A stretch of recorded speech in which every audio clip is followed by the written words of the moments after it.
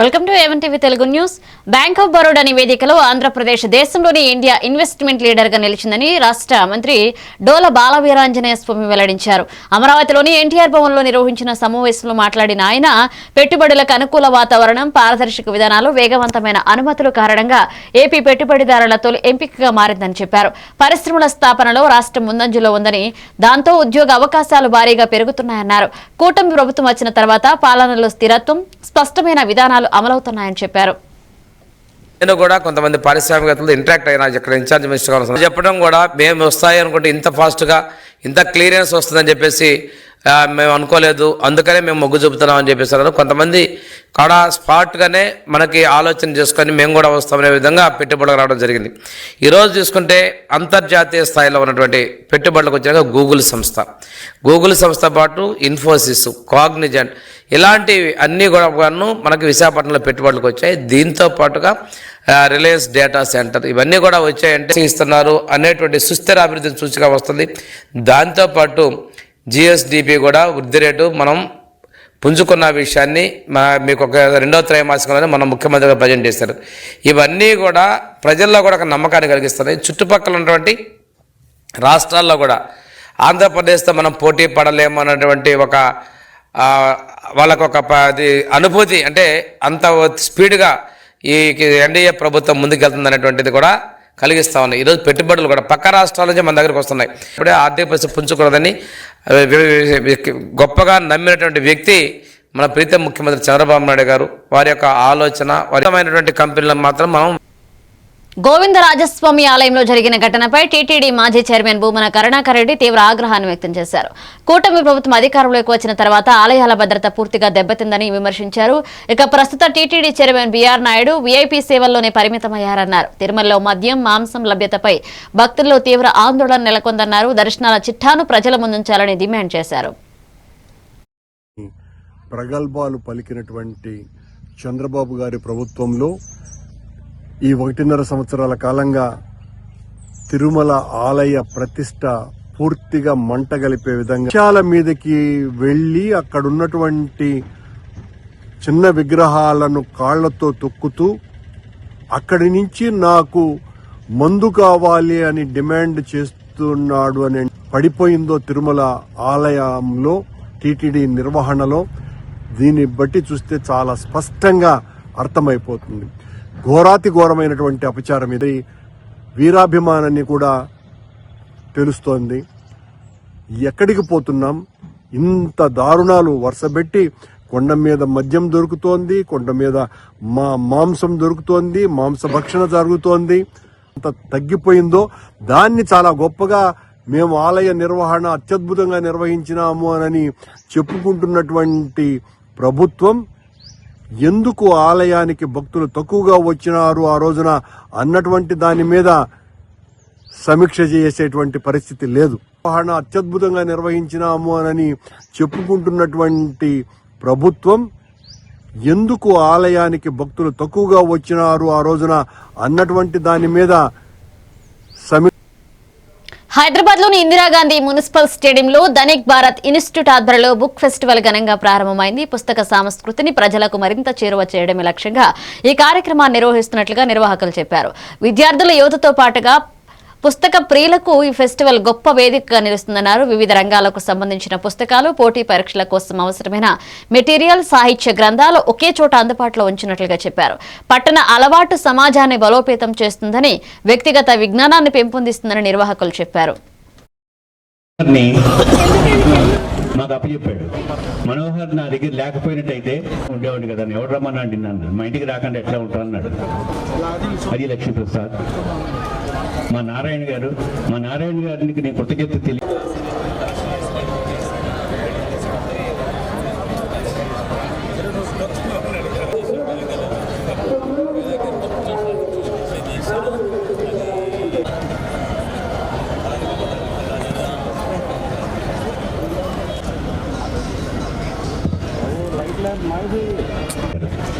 మా మనోహర్ని మాకు అప్పచెప్పాడు. మనోహర్ నా దగ్గర లేకపోయినట్టయితే ఉండేవాడిని కదా, ఎవడు రమ్మన్నాడు నన్ను, మా ఇంటికి రాకుండా ఎట్లా ఉంటాను అన్నాడు. అది లక్ష్మీప్రసాద్.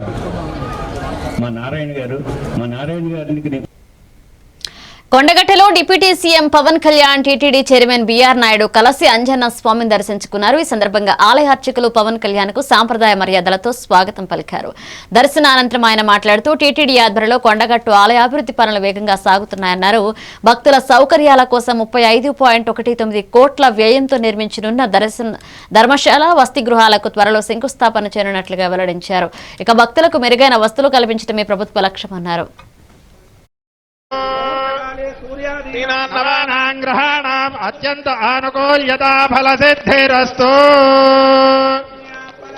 యా ఫలా పుష్పాయాశ్చ పుష్పిణీః బృహస్పతి ప్రసాదాస్తానో ముంజన్త్వగోహసః. ప్రదేశాన్ని ఎక్కడ కోరుకోవాలి, ఎలా కోరుకోవాలో మనకు తెలియదు. నా పక్కనే ఉన్న మేడిపల్లి సత్యం గారు ఎన్ఎస్యుఐ అధ్యక్షుడిగా ఉన్నప్పటి నుంచి ఉస్మానియాలో ఎన్ఎస్యుఐ అధ్యక్షుడిగా ఉన్నప్పుడు 2008-7 నుంచి 2007 ఉన్నారు. సో మేమిద్దరం మాకు గ్రూప్ ఉండేది, మేమందరం చాలామంది కలుస్తూ ఉండేవాళ్ళం. సో ఆ టైంలో మా సత్యం బ్రిలియన్స్ మాకు తెలుసు, బలమైన స్టూడెంట్ లీడర్. సో సత్యం గారికి కనిపి మేము ఇలాంటి వ్యక్తి ఉండాలి తెలంగాణ రాజకీయాలను కోరుకున్నాం. సో సత్యం గారిని ఆ రోజు చేస్తే నాతో పాటు మేమంతా కలిసి చేసేవాళ్ళం యువజన విభాగంలో కూడా. తర్వాత టైంలో చేయాల్సి వచ్చింది, మన పోటీ చేయాల్సిన పరిస్థితులు కూడా వచ్చినాయి. కానీ ఎప్పుడు కూడా తెలంగాణ ప్రజల పట్ల సమాజం పట్ల బాధ్యత ఉన్న వ్యక్తి. అలాంటి వ్యక్తి ఈ రోజున మనకి చొప్పదండి నియోజకవర్గం నుంచి ఎమ్మెల్యేగా ఉన్నందుకు మనస్ఫూర్తి. కోనసీమ జిల్లా రాజోలులో బ్లాక్ మెయిల్ వేధింపులు భరించలేక ఓ యువతి ఆత్మహత్యకు పాల్పడిన ఘటన తీవ్ర విషాదాన్ని మిగిల్చింది. నిందితుడు బాపూజీ న్యూడ్ వీడియోలతో బెదిరింపులకు పాల్పడుతున్నాడని యువతి రాసిన సూసైడ్ నోట్లో పేర్కొన్నట్లుగా పోలీసులు తెలిపారు. ఈ వ్యవహారంలో కుల పెద్ద శ్రీనివాస్ కూడా దుష్ప్రచారం చేశాడని ఆమె ఆరోపిస్తున్నారు. ఇక నిరంతర వేధింపులు తట్టుకోలేక చివరకు ప్రాణాలు తీసుకున్నట్లుగా ప్రాథమిక దర్యాప్తులో వెల్లడైందని పోలీసులు చెప్పారు. ఘటనపై పోలీసులు కేసు నమోదు చేసి వేగంగా చర్యలు చేపట్టి 2 నిందితులను అరెస్ట్ చేసినట్లుగా తెలిపారు. నమస్కారం, నేను రాజోల్ సీఎం మాట్లాడుతాను. మొన్న 29వ తారీఖున రాజోల్లో జెన్ సెంటర్ దగ్గర అప్పన నాగసత్యప్రియ అనే ఒక అమ్మాయి సూసైడ్ చేసుకుని చనిపోయింది. తర్వాత ఆమె సూసైడ్ చేసుకున్నప్పుడు ఆమె బెడ్రూమ్లో సూసైడ్ లెటర్ దొరికింది. ఆ లెటర్లో 2 వ్యక్తుల పేర్లు ఆమె నష్టం చేయడం జరిగింది. దార్ల రఘుపతి అలియాస్ బాపూజీ అని అతను రిలేషన్ ఉన్నట్టు తనని వాడుకున్నట్టు ప్రెగ్నెన్సీ కూడా తీయించినట్టు కూడా దాంట్లో రాసింది. అయితే తర్వాత వేరే మ్యారేజ్ వస్తుంటే తను చెడగొట్టానని చెప్పేసి పెళ్లి కాకుండా బ్యాడ్గా ప్రపగండా చేస్తానని చెప్పేసి తర్వాత కాసు శ్రీనివాస్ అని చెప్పేసి సంఘ ప్రెసిడెంట్ ఒక ఆయన ఉన్నారు, ఆయన కూడా ఈ అమ్మాయి కోసం బ్యాడ్ ప్రపగండా చేస్తానని చెప్పేసి దాంట్లో రాయడం జరిగింది. ఆ అమ్మాయి మృతికి వాళ్ళిద్దరే కారణం అని చెప్పి ఆ లెటర్లు కూడా రాయడం జరిగింది. దాని మీద దర్యాప్తు చేసి నిన్న ఈ రఘుపతి అలియాస్ బాపూజీని మరియు కాసు శ్రీనివాస్ గారిని నిన్న అరెస్ట్ చేసి రిమాండ్ పంపించడం జరిగింది. ప్రస్తుతానికి ఒక 8 days రిమాండ్ ఇచ్చారు. పంచాయతీ ఎన్నికల్లో బీఆర్ఎస్ సిపిఎం కలిసి ఎక్కువ స్థానాలు గెలవడం జీర్ణించుకోలేక ఉప ముఖ్యమంత్రి బట్టి విక్రమార్క సిపిఎం కార్యకర్తలపై అక్రమ కేసులు పెట్టిస్తున్నారని సిపిఎం రాష్ట్ర కార్యదర్శి జాన్ వెస్లీ తీవ్ర ఆరోపణలు చేశారు. మధుర నియోజకవర్గంలో పోలీసులు అధికార యంత్రాంగంతో కలిసి అరాచక పాలన కొనసాగుతుందన్నారు. ఇక ప్రజాస్వామ్యబద్ధంగా ఎన్నికల్లో గెలిచిన ప్రతిపక్ష కార్యకర్తలను భయభ్రాంతులకు గురి చేయడమే లక్ష్యంగా ఈ చర్యలు తీసుకుంటున్నారని అన్నారు. ఇక పోలీస్ వ్యవస్థను రాజకీయ ప్రయోజనాల కోసం దుర్వినియోగం చేయడం సరికాదని హితవు పలికారు. సిపిఎం కార్యకర్తలపై పెట్టిన తప్పుడు కేసులను తక్షణమే ఎత్తివేయాలని డిమాండ్ చేశారు. కాంగ్రెస్ వాళ్ళే చేసిన చెడు, ఇటీవల రామారావు హత్య జరిగినటువంటి పాతర్లపాడులో ఎలాంటి దౌర్జన్యమంతా కూడా వాళ్ళే చేసిన, కాంగ్రెస్ వాళ్ళే చేసిన 25 మంది మీద, అట్లాగే డివిజన్ కార్యదర్శి గోపాలరావు మీద కేసు పెట్టారు. అట్లాగే ప్రభాకరు ఎరుపాలెం మండలానికి సంబంధించినటువంటి మండల కార్యదర్శి మీద కూడా అక్రమంగా కేసులు పెట్టారు. అట్లాగే ఆలపాడు, గుదుమూరు, తర్వాత వివిధ గ్రామాలకు సంబంధించినటువంటి నాయకుల మీద, కార్యకర్తల మీద, సిపిఎం నాయకులకి తలలు పగిలిన, కాళ్ళు చేతులు విరిగిన, గాయాల పాలైనా సరే వాళ్ళ మీదనే హత్యాయత్నం కేసులు, అక్రమంగా అట్రాసిటీ కేసులు పెట్టి జైల్లోకి పంపిస్తున్నాడు. ఈ రాష్ట్రంలో కానీ దేశంలో కానీ ఎక్కడైనా దళితుల మీద దాడులు జరిగినా, గిరిజనుల మీద దాడులు జరిగినా, మహిళల మీద అత్యాచారాలు జరిగినా, అనగానటువంటి తరగతుల హక్కుల కోసం పోరాడి అవసరమైతే జైళ్లకు, ప్రాణాలకు విషయం ఇటువంటి ప్రతిఘటనలు చేసి రామారావు లాంటి హత్యలు చేసినటువంటి నేపథ్యంలోనే సిపిఎం పార్టీ మధుర నియోజకవర్గంలో మరింత బలపడింది. ఖమ్మం జిల్లాలో కూడా మరింత ఎరపెట్టి పోరాటాలకు సన్నద్ధమవుతుంది. ఇప్పుడు ఈ కేసులు పెట్టి జైళ్లకు పంపించే కార్యక్రమం జరిగితే మేము ఈ సందర్భంగా జగిత్యాల జిల్లా నాచుపల్లి సమీపంలోని బృందావనం రిసార్ట్స్ లో నూతనంగా ఎన్నికైన సర్పంచులతో డిప్యూటీ సీఎం పవన్ కళ్యాణ్ సమావేశమయ్యారు. ఈ సందర్భంగా ఆయన మాట్లాడుతూ రాజకీయాల్లో గెలుపు ఓటములు సహజమని, పోటీ చేయడం అలవాటు చేసుకోవాలని సర్పంచులకు సూచించారు. తెలంగాణ నుంచి తనకు చైతన్యం, స్ఫూర్తి, పోరాట పటిమ వచ్చాయన్నారు. అంజన్న సన్నిధి తనను ఎప్పుడూ కాపాడిందని భావోద్వేగంగా తెలిపారు. రాజకీయాల్లో వ్యక్తిగతంగా ఎవరూ శత్రువులు కాదని, పాలసీల ఆధారంగానే తాము పోరాటం చేస్తున్నామని స్పష్టం చేశారు. ఈ చైతన్యం, ఈ ధైర్యం, ఈ దమ్ము తెలంగాణ నేర్చుకున్నాను. నేను ఇక్కడి నుంచి ఏం ఆశించట్లా. మన వంతు, మన నేల, మన దేశం, మన తెలంగాణ, మన తెలుగు నేల. దానికి జనసేన తరపు నుంచి మనం ఏం చేయాలో మనం కలిసి పెట్టుకున్నాం. మనకి వ్యక్తిగతంగా ఎవరు శత్రువులు ఉంటాయి కానీ పాలసీ పరంగా విభేదాలు ఉంటాయి తప్ప శత్రువులు ఎవరు పాలసీ పరంగానే విభేదాలు ఉన్నాయి. ఇంతకుమించి బెటర్ పాలసీ చేయొచ్చు, ఇట్లా చేయొచ్చు. అదే నేను నడిపిస్తా చూపించాను. ఇప్పుడు మీరు కూడా అదే బాటలో నడవాలని మనస్ఫూర్తిగా. అంటే మీరు ప్రజలకి చాలా కొత్త నాయకత్వం కావాలి. అది మీ చేతిలో ఉంది, ఆడపడుచుల చేతిలో ఉంది, యువత చేతిలో ఉంది. ఈ రూమ్లో హనుమాన్జీ తరఫున మన హనుమాన్జీ ఆశీస్సులు మీ అందరికీ ఉండాలి. భవిష్యత్తులో మీరు మరింత ఉన్నత స్థానానికి వెళ్ళాలి. పోటీ చేయడం, గెలుపోవడం మన చేతిలో లేదు. పోటీ చేయడం అంటే మన చేతిలో ఉంది. పోరాటం చేసే సత్తా మన చేతిలో. మీ పేరేంటమ్మా? నరసింహ.